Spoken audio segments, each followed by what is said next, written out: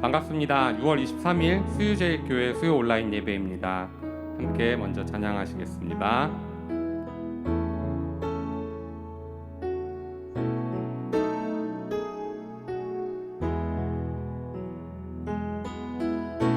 주는 평화 막힌 담을 모두 어셨네. 주는 평화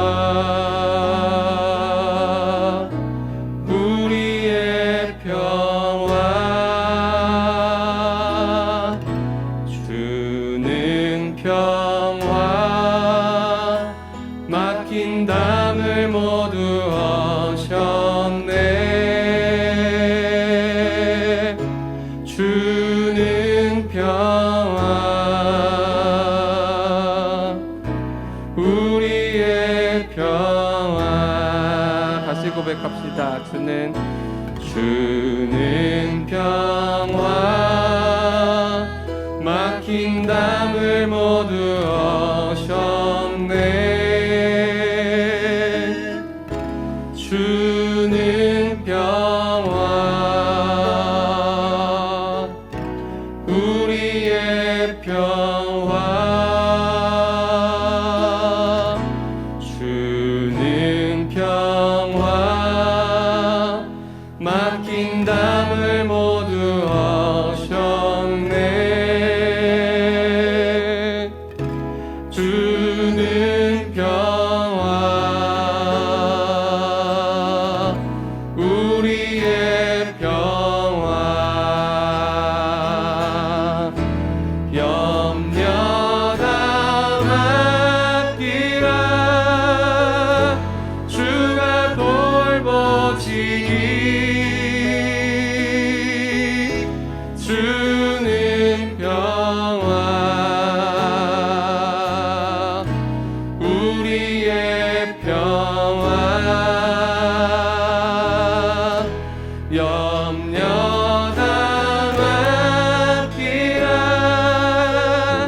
주가 돌보시니. 주는 평화 우리의 평화 염려 다 맡기라 염려 다 맡기라 주가 돌보시니. 주는 평화 우리의 평화 염려 다 맡기라 주가 돌보시니. 주는 평화 우리의 평화.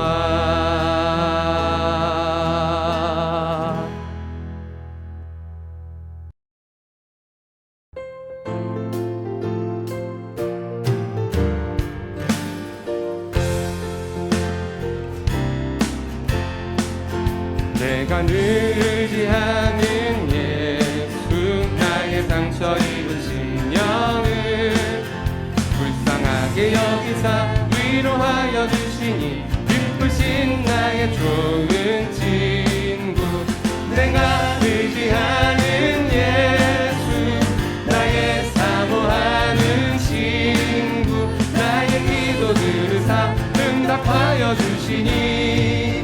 미쁘신 나의 좋은 친구 주의 손 의지하고 살 때 나를 해할 자가 없도다. 주님 나의 마음을 그는 위로하시니. 미쁘신 나의 좋은 친구 내가 요단강 건너가며 마음이 두려웠었던 때도 주가 인도하시니 어찌 두려워하랴. 기쁘신 나의 좋은 친구 내가 의지하는 나의 사모하는 친구 나의 기도들을 응답하여 주시니 믿부신 나의 좋은 친구 이웃 전국에 올라가서 모든 성도들과 다 함께 우리들을 구하신 주를 찬양하리라 믿부신 나의 좋은 내가 늘 의지하는 예수 나의 상처 입은 심령을 불쌍하게 여기사 위로하여 주시니 기쁘신 나의 좋은 친구 내가 의지하는 예수 나의 사모하는 친구 나의 기도들을 응답하여 주시니 기쁘신 나의 좋은 친구 내가 의지하는 예수 나의 사모하는 친구 나의 기도들을 응답하여 주시니 미쁘신 나의 좋은 친구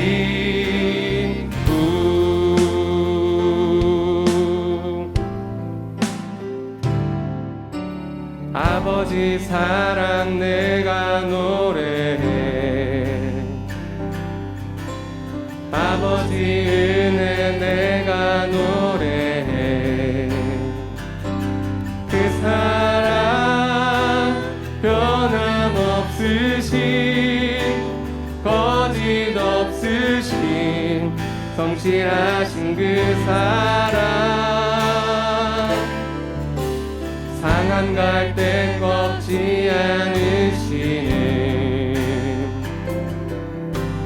꺼져가는 등불 끄지 않는 그 사랑 변함없으신 거짓 없으신 성실하신 그 사랑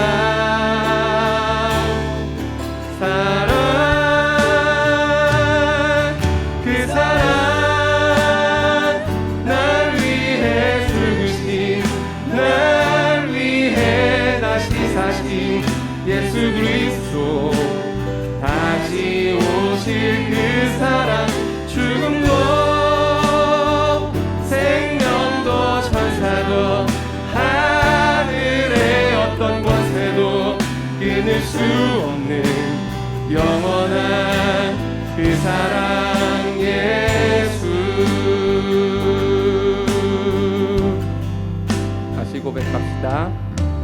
아버지 사랑 내가 노래해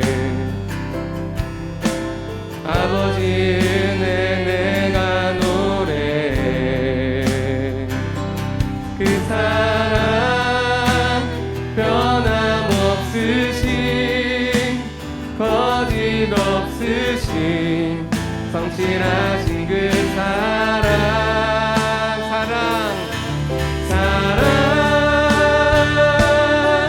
그 사랑 날 위해 죽으신 날 위해 다시 사신 예수 그리스도 다시 오실 그 사랑 죽음도 생명도 천사도 하늘의 어떤 권세도 끊을 수 없는 영원한 그 사랑 예수 그 사랑 날 위해 죽으신 날 위해 다시 사신 예수 그리스도 다시 오실 그 사랑 죽음도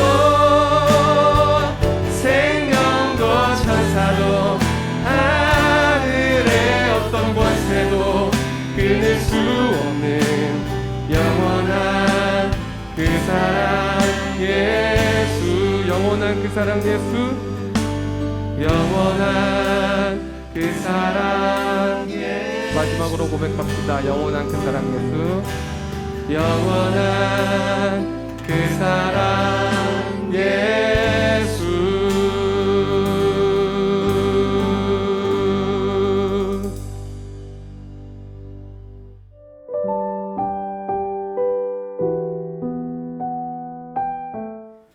사랑의 하나님, 수요 예배로 저희의 마음을 모이게 하시니 감사드립니다. 생명을 주시는 주님, 그 크신 은혜로 살게 하시고 코로나로 인하여 모두가 힘들지만 잘 견디게 하시니 감사드립니다. 저희의 영적 더딤과 무딤을 돌아보게 하셔서 믿음을 더욱 굳건한 반석 위에 두게 하옵소서. 은혜 아니면 하루도 살 수가 없어 우리의 모든 것 주님께 맡깁니다. 주의 은혜로 우리의 죄를 다 씻어주시고 강건케 붙들어 주옵소서. 사랑의 하나님, 우리 성도들 아픈 사람이 많이 있습니다. 그들을 찾아가셔서 안수하시고 평강을 허락하셔서 회복되게 하시고 낫게 하여 주옵소서. 약할 때 강함 되시는 주님을 의지하게 하옵소서. 하나님, 이 나라 이 민족을 불쌍히 여기시고 하나님이 기뻐하시는 민족 되게 하옵소서. 저희부터라도 세상 가치관으로 움직이는 게 아니라 말씀과 순종으로 살게 하옵소서. 이 어려운 때를 지나는 선교사님들을 기억하시고 복음의 빛 되신 주님께서 위로하시고 능력으로 붙들어 주옵소서. 저희 교회를 사랑하여 주시고 담임 목사님과 부교육자님들에게 힘 주시고 모든 기관의 헌신자들에게 복 주셔서 영광 받아 주옵소서. 교회 학교에서 여름 성경학교를 준비합니다. 영아부에서 청년부까지 수고하시는 선생님들에게 갑절의 영감을 허락하여 주시고 잘 감당케 하옵소서. 다음 세대를 사랑과 기도로 잘 섬기게 하셔서 아름다운 열매가 맺어지게 하옵소서. 오늘 말씀을 전하실 목사님께 한없는 능력을 주셔서 귀한 생명의 말씀을 잘 전하게 하시고 저희에게는 은혜의 시간 되게 하옵소서. 생명 되시는 존귀하신 예수님 이름으로 기도드립니다. 아멘.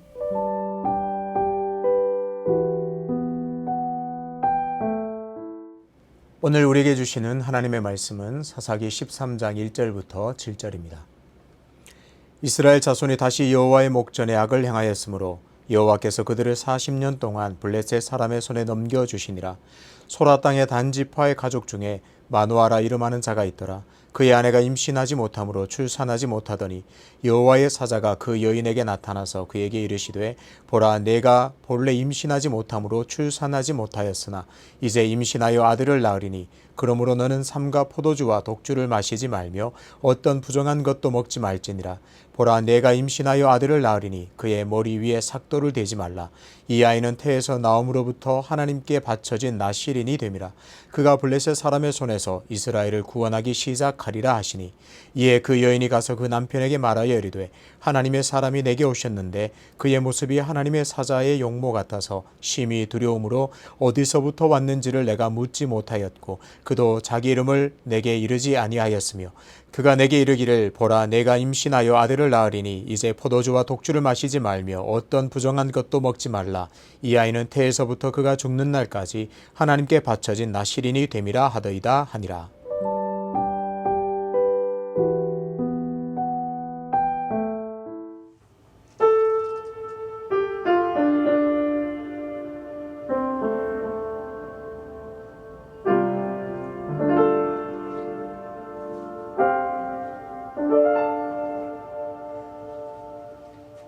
여호와는 나의 목자시니 내게 부족함이 없으리로다.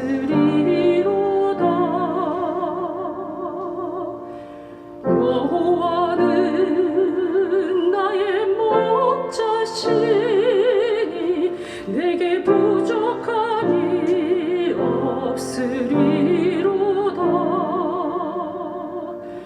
나로 하여금 푸른 초장에 눕게 하시며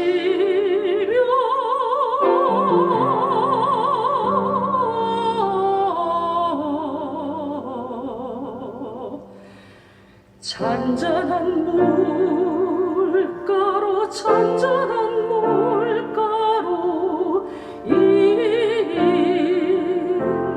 인도하시도다.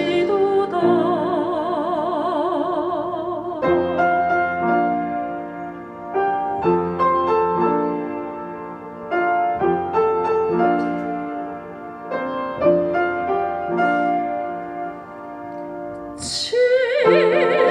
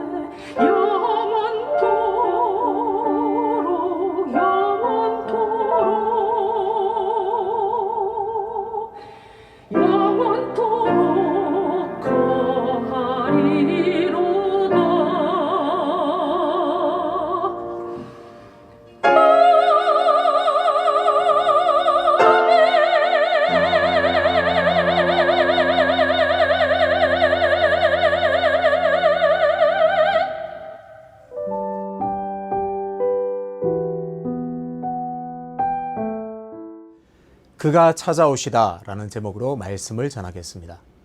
옆에 있는 분들과 이렇게 인사하겠습니다. 하나님께서 당신과 함께 하십니다. 아주 당연한 말이지만 하나님은 사람이 아니라 참 다행이라 그런 생각을 가끔 합니다. 만약 하나님께서 내가 상대방을 대하는 방식으로 나를 대하신다면 어떻게 될까 가끔씩 생각합니다. 만약 하나님께서 사람의 일반적인 그런 방식으로 행하신다면 성도는 그야말로 날마다 절망을 경험하게 될 것입니다. 민수기 23장 19절에서 하나님을 이렇게 고백합니다. 하나님은 사람이 아니시니 거짓말을 하지 않으시고 인생이 아니시니 후회가 없으시도다. 어찌 그 말씀하신 말을 행하지 않으시며 하신 말씀을 실행하지 않으시랴. 하나님은 사람이 아니십니다. 민수기에서는 인간과는 다른 하나님의 그 신실하심을 고백하고 있습니다. 그 신실함을 고백하기 위해 하나님은 사람이 아니시다. 하나님은 사람과 다르다. 그렇게 선포하고 있습니다. 그래서 이 사실이 인간에게는 엄청난 은혜가 됩니다. 사사기를 읽다 보면 이 은혜가 얼마나 귀한 것인지를 더욱 실감하게 됩니다. 계속해서 사사기 말씀을 읽어가고 있는데요. 어떤가요? 그 시대를 살았던 이스라엘 백성들이 시간이 지나면 지날수록 가면 갈수록 또 좋아졌나요? 나아졌나요? 전혀 그렇지 않습니다. 여호수아가 죽은 후에 사람들은 자기의 소견에 옳은 대로 그렇게 행했습니다. 왕이 없어 사람들이 자기의 소견에 옳은 대로 행했다 그렇게 말하지만 이 표현 안에는 이스라엘의 진정한 왕은 하나님이라는 사실을 내포하고 있습니다. 하나님이 이스라엘의 진정한 왕이 되심에도 불구하고 이스라엘 백성들은 그 왕을 인정하지 않았습니다. 이스라엘은 왕이신 그 하나님을 버리고 우상을 섬겼습니다. 말씀을 떠나 죄 짓기를 밥 먹듯 하며 그렇게 살았습니다. 사사기에서 계속 반복되는 패턴이 있습니다. 타락, 심판, 구원, 평안. 이 패턴이 계속해서 반복됩니다. 타락, 심판, 구원, 평안. 타락, 심판, 구원, 평안. 반복되는 역사를 경험하면서 이스라엘은 교훈을 얻고 하나님을 더욱 경외하면서 다시 하나님을 사랑하는 쪽으로 방향을 바꾸어야 마땅할 것 같습니다. 그런데 이스라엘은 그렇게 살지 않았습니다. 갈수록 더 타락하고 갈수록 더 완악해졌습니다. 사사기 13장부터는 마지막 사사 삼손의 이야기가 시작됩니다. 이제 사사시대도 이제 마지막으로 향해 가고 있습니다. 1절을 다시 읽겠습니다. 이스라엘 자손이 다시 여호와의 목전에 악을 행하였으므로 여호와께서 그들을 40년 동안 블레셋 사람의 손에 넘겨주시니라. 이스라엘이 갈수록 타락하고 갈수록 완악해졌다 그렇게 말했습니다. 그 증거가 바로 1절입니다. 다시 한번 정리를 해보겠습니다. 사사시대에 계속적으로 반복되는 패턴이 있습니다. 이스라엘이 하나님을 버리고 우상을 섬깁니다. 타락하죠. 하나님은 그 이스라엘 백성들을 돌이키기 위해서 이방 민족을 들어 그런 이스라엘을 심판하십니다. 그제서야 이스라엘은 하나님께 부르짖습니다. 하나님은 그 부르짖음을 들으시고 사사를 들어서 구원하십니다. 그리고 이스라엘은 다시 평안을 누리게 되죠. 지겨울 정도로 이 패턴이 반복되어 나옵니다. 오늘 주목할 것은 이스라엘이 하나님께 부르짖었다는 대목입니다. 부르짖었다는 말은 무슨 뜻일까요? 그 자신의 모든 삶을 뉘우치고 회개하고 삶을 돌이켰다는 말입니다. 그리고 심판이 임하자 그때서야 깨닫고 하나님께 도움을 요청했다는 말입니다. 그래서 여호와께 부르짖었다는 이 표현이 계속 나옵니다. 그리고 하나님은 그 부르짖음을 들으시고 구원하십니다. 짧게 언급된 사사들 외에는 모든 사사들의 내용에서 이 여호와께 부르짖었다는 표현이 발견됩니다. 빠르게 한번 확인해 보겠습니다. 온니엘 때입니다. 3장 9절입니다. 이스라엘 자손이 여호와께 부르짖음에. 에훗 때입니다. 3장 15절입니다. 이스라엘 자손이 여호와께 부르짖음에. 드보라 때입니다. 4장 3절입니다. 이스라엘 자손들이 여호와께 부르짖었더라. 기드온 때입니다. 6장 6절입니다. 이스라엘 자손이 여호와께 부르짖었더라. 입다 때입니다. 10장 10절. 이스라엘 자손이 여호와께 부르짖어 이르되. 마치 약속이나 한 듯이 모두 여호와께 부르짖었습니다.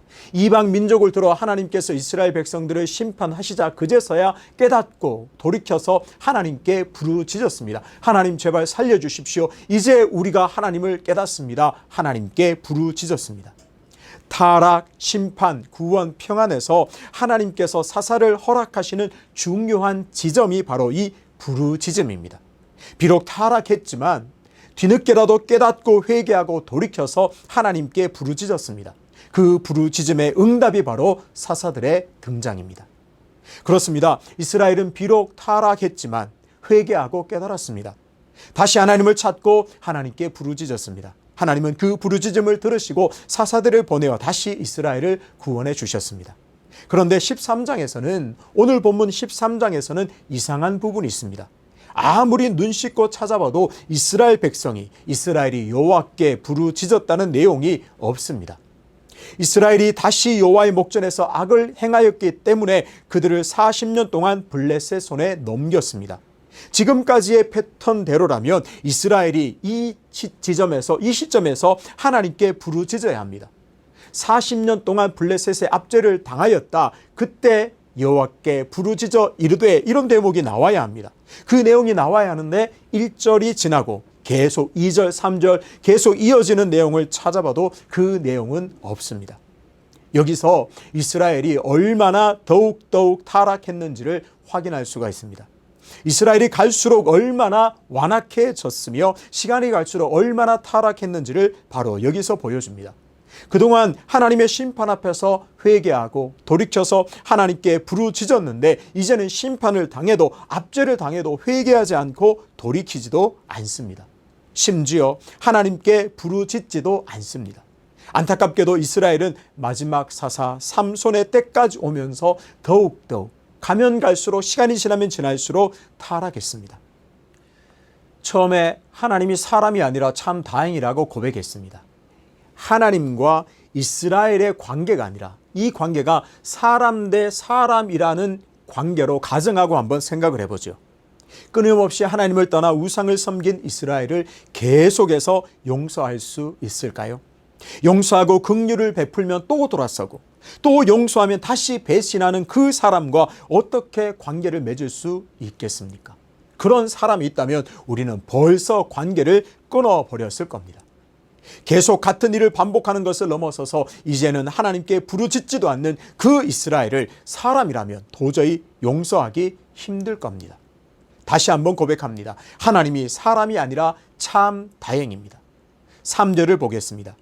여호와의 사자가 그 여인에게 나타나서 그에게 이르시되, 하나님은 반복되는 타락에도 불구하고 갈수록 더 악해져 이제는 더 이상 하나님께 부르짖지도 않는 그런 지경이 되어 있어도 하나님께서는 이스라엘 백성들에게 나타나셨습니다. 하나님을 거부하고 하나님을 찾지도 않는 이들에게 하나님께서 찾아오셨습니다. 그야말로 큰 은혜입니다. 말로 설명할 수 없는 놀라운 하나님의 긍휼입니다. 하나님께서 이스라엘을 사랑하셨다는 증거가 바로 여기에 있습니다. 하나님이 그들에게 찾아오셨다는 사실이죠. 애굽에서 종노릇하며 신음하고 있을 때 하나님은 그들을 불쌍히 여기셔서 그들을 구원하시기 위해 모세에게 찾아가셨습니다. 모세에게 찾아가셔서 하나님 자신을 보이시고 사명을 주셨습니다. 하나님의 백성을 세우기 위해 하나님께서는 또 아브라함에게 찾아가셨습니다. 찾아오시는 은혜의 결정판은 예수 그리스도의 성육신입니다. 말씀이 육신이 되어 우리 가운데 거하시기 위해 예수 그리스도는 이 땅에 찾아오셨습니다. 요즘 많이 힘들다고는 합니다. 많이 어렵고 고달프고 힘들다 합니다. 사는 게 참 어렵다고 말합니다. 이럴 때일수록 성도인 우리가 붙들어야 할 것은 하나님은 오늘도 나에게 찾아오신다는 사실입니다. 네, 늘 찾아오시는 하나님께서 오늘 내 삶에 찾아오셔서 우리를 위로하시고 힘주시고 능력 있고 힘 있게 하실 줄로 믿습니다. 사랑하고 구원받을 가치가 없어 보일 정도로 타락할 이스라엘 백성들에게 찾아오셔서 하나님은 그렇게 또 약속을 주십니다. 하나님은 한 여인에게 찾아가십니다. 그 여인은 소라 땅에 있는 단지파 마노아의 아내입니다. 그 여인의 형편을 이렇게 표현하고 있습니다. 2절입니다. 그의 아내가 임신하지 못함으로 출산하지 못하더니 지금도 그렇지만 당시에 자식은 가문의 미래였습니다. 자식이 없다는 말은 곧 미래가 없고 앞날에 소망이 없다는 말입니다. 앞날을 기대할 수 없다는 것만큼 절망적이고 고통스러운 일은 없습니다. 비록 지금은 힘들어도 앞으로는 나아질 것이라는 희망이 조금이라도 있으면 우리는 누구나 용기 내어 살아갈 수가 있습니다. 그런데 아무리 생각해도 아무리 무언가를 기대하고 봐도 앞이 보이지 않으면 절망적입니다. 지금 이 여인의 형편이 꼭 그렇습니다. 동시에 이스라엘의 형편이 그렇습니다. 마노아의 아내가 마주하고 있는 그 현실이 곧 앞날에 그 어떤 소망도 기도도 없는 이스라엘의 실상을 그대로 보여주고 있습니다. 그런 고통 가운데 살아가는 여인에게 하나님은 찾아오셔서 약속을 주십니다. 모두 여인에게 3가지 약속을 하셨습니다. 첫 번째 약속은 그 여인이 임신하여 아들을 낳을 것이라 약속하셨습니다. 3절입니다. 여호와의 사자가 그 여인에게 나타나서 그에게 이르시되 보라 내가 본래 임신하지 못함으로 출산하지 못하였으나 이제 임신하여 아들을 낳으리니. 이스라엘은 40년 동안이나 블레셋의 압제를 당하고 있습니다. 40년의 세월은 결코 짧은 시간이 아닙니다. 압제로 고통받고 힘든 가운데 있습니다. 그들에게 찾아오셔서 하나님은 미래를 꿈꿀 수 있는 희망을 주십니다. 아들이 없이 그 어떤 미래도 꿈꿀 수 없는 한 여인의 비참한 삶이 꼭 이스라엘의 형편과 꼭 닮았습니다. 하나님은 이처럼 아들을 약속하셨습니다. 아들은 곧 미래요 희망입니다. 그 아들을 통해서 죽음과도 같은 삶에 새로운 생명을 부어주겠다 약속하고 계십니다. 그렇습니다. 우리가 찾아오시는 하나님을 만나고 또 찾아오시는 그 하나님을 날마다 붙들 때 우리에게 앞날이 보이게 됩니다. 미래를 꿈꾸게 되고 생명을 누리게 됩니다. 맞습니다. 이제 블레셋의 40년 압제를 받으며 암흑 가운데 있던 이스라엘이 이제 앞날을 소망하며 미래를 꿈꿀 수 있게 되었습니다. 모든 것이 하나님께서 그들에게 찾아오셔서 약속을 주신 까닭입니다. 여인에게 찾아오셔서 하신 2번째 약속은 그 아이를 나실인으로 지명하셨습니다. 5절입니다. 보라 내가 임신하여 아들을 낳으리니 그의 머리 위에 삭도를 대지 말라. 이 아이는 태에서 나옴으로부터 하나님께 바쳐진 나실인이 됨이라. 태어날 때부터 나실인이 되어 죽는 날까지 하나님께 헌신된 자로 이 아들을 부르셨습니다. 오늘 본문에서 이 대목이 참 특이합니다. 이상합니다. 보통 나실인은 쉽게 표현하면 기간제입니다. 서원한 날 동안 어떤 특정한 기간 동안에만 나실인으로 섬기다가 그 기한이 지나면 일반인으로 돌아오게 됩니다. 민수기 6장에 나실인의 규례가 잘 나와 있습니다. 나실인의 규례는 크게 3가지입니다. 첫째, 포도주와 독주를 마시지 말아야 합니다. 2번째는 삭도를 그 머리에 대지 말아야 합니다. 머리를 자르면 안 됩니다. 셋째로 시체를 가까이에서는 안 됩니다. 이런 식으로 자기 몸을 거룩하게 구별하여서 하나님께 헌신해야 합니다. 이 모든 조건의 근거가 되는 것이 하나 있습니다. 자기 몸을 구별하는 모든 날 동안입니다. 영원토록 죽는 날까지 하는 것이 아니라 자기 몸을 구별하는 모든 날 동안, 다시 말하면 정해진 기간 동안만 이 3가지의 규례를 잘 지키면 되는 것이었습니다. 쉽게 말하면 정해진 기간 동안 포도주와 독주를 마시지 말고 머리를 깎지 않고 시체를 멀리해야 합니다. 서원한 날 동안 나실인으로 섬기다가 그 기간이 지나면 금지되었던 포도주도 마실 수 있고 머리도 자를 수가 있습니다. 그런데 삼손의 출생을 예고하면서 그 아이를 나실인으로 지명하셨습니다. 기존의 나실인의 규례와는 다르게 태어날 때부터 죽는 날까지 하나님께 바쳐진 나실인이 되었다, 그렇게 말씀하셨습니다. 민수기에서 확인했듯이 정해진 모든 날 동안만 나실인으로 섬기게 되는데 왜 삼손은 태에서 나오면서부터 죽는 날까지 나실인이 된다고 할까요?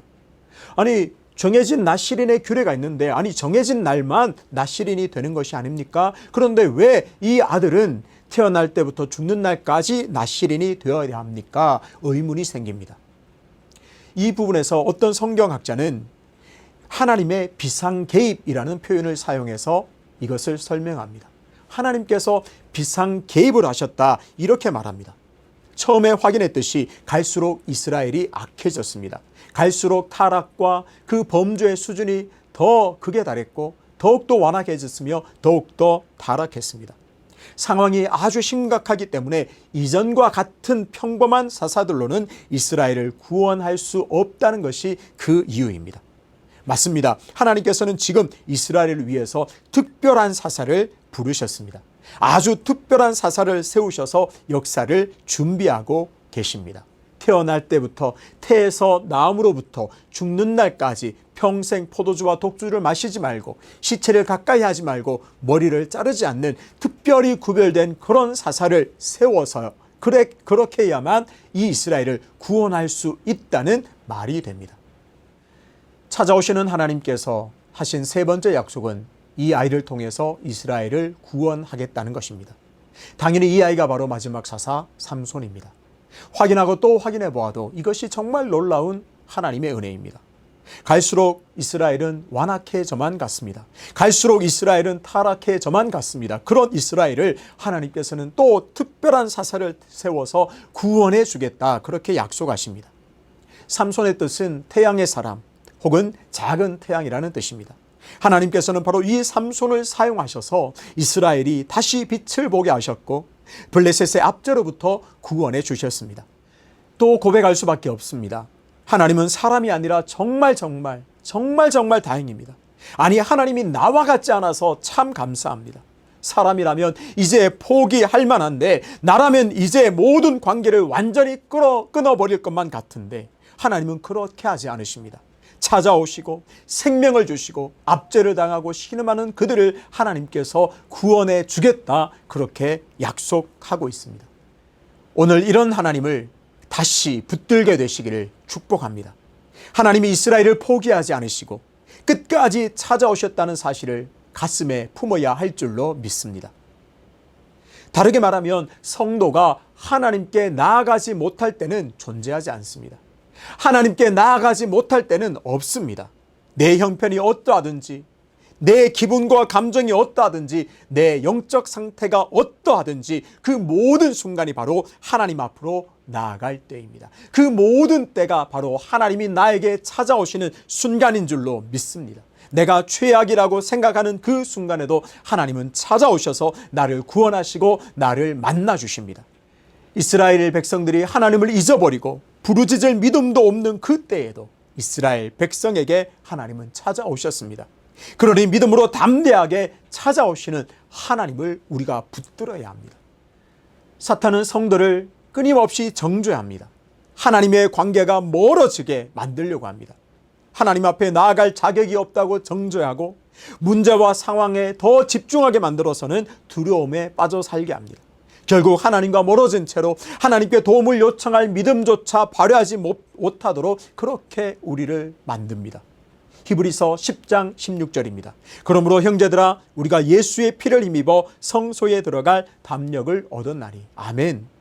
기억해야 합니다. 예수 그리스도는 나를 구원하시기 위해, 나를 위해 죽기 위해 이 땅에 오셨습니다. 그 예수 그리스도의 이름을 힘입어 성도는 언제나 담대하게 성소로 나아갈 수 있습니다. 언제든지 하나님 내게 찾아오십시오 요청할 수 있는 그런 담대함이 우리 안에 있음을 꼭 기억해야 합니다.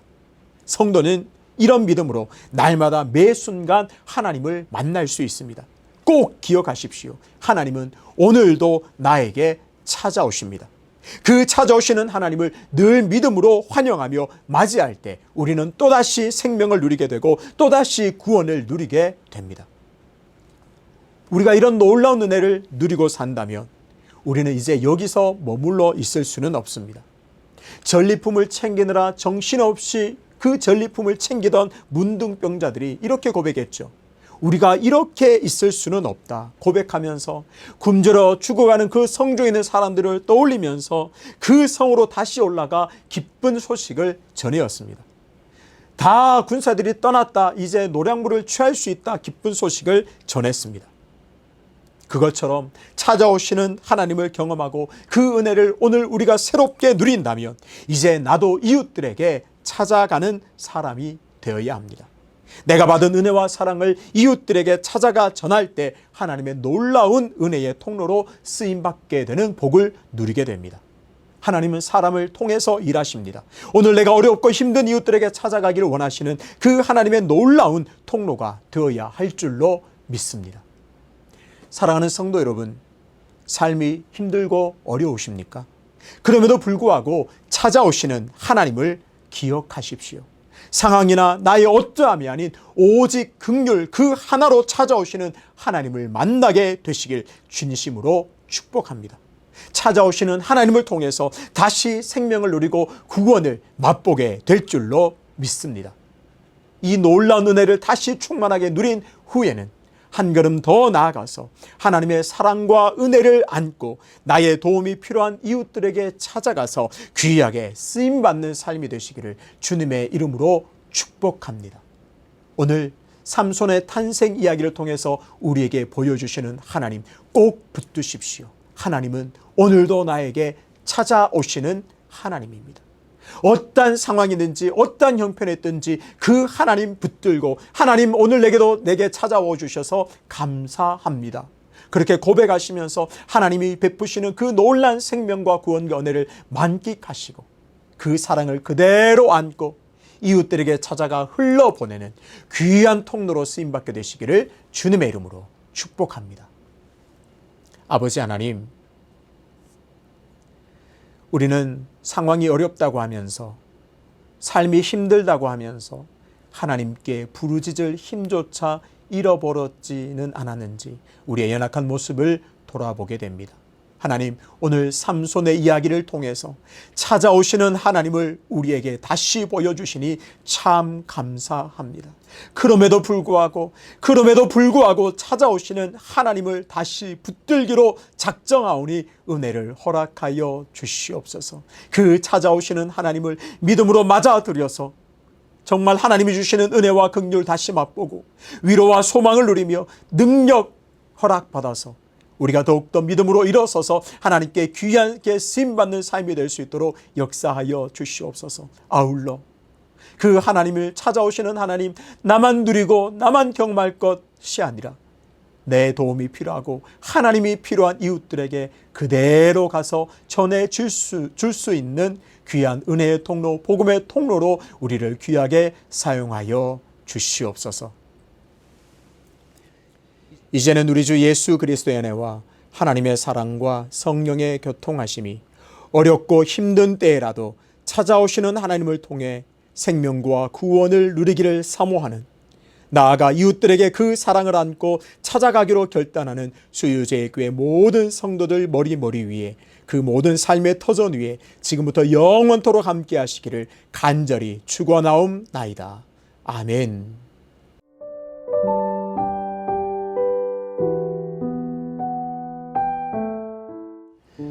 기도의 자리로 나아가겠습니다. 먼저 말씀을 붙들고 기도하겠습니다. 상황과 환경이 아무리 어렵더라도 오늘 찾아오시는 하나님을 통하여 위로와 소망을 누리게 하옵소서. 나의 도움이 필요한 이웃들에게 이제는 찾아가서 하나님의 귀한 은혜의 통로로 쓰임받게 하옵소서. 교회와 이웃을 위해서 기도하겠습니다.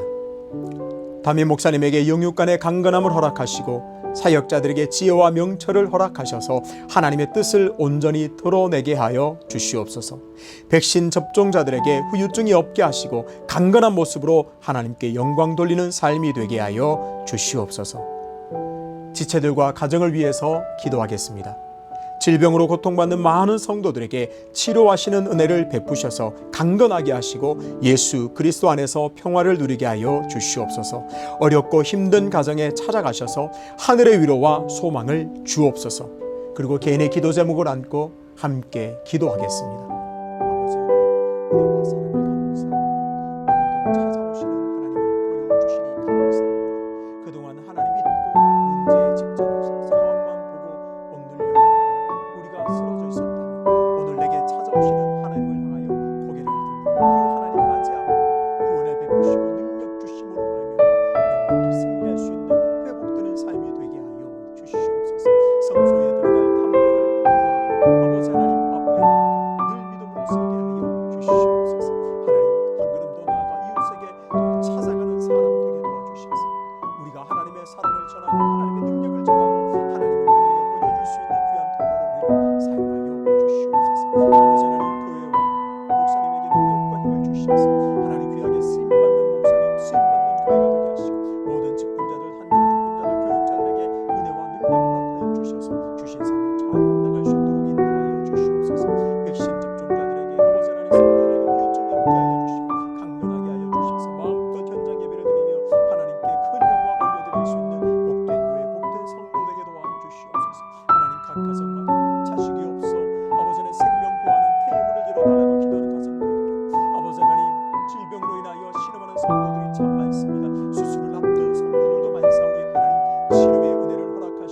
회복의 은혜를 허락하시고 자녀 잉태의 복을 허락하여 주셔서 참 하나님의 놀라운 소망으로 충만한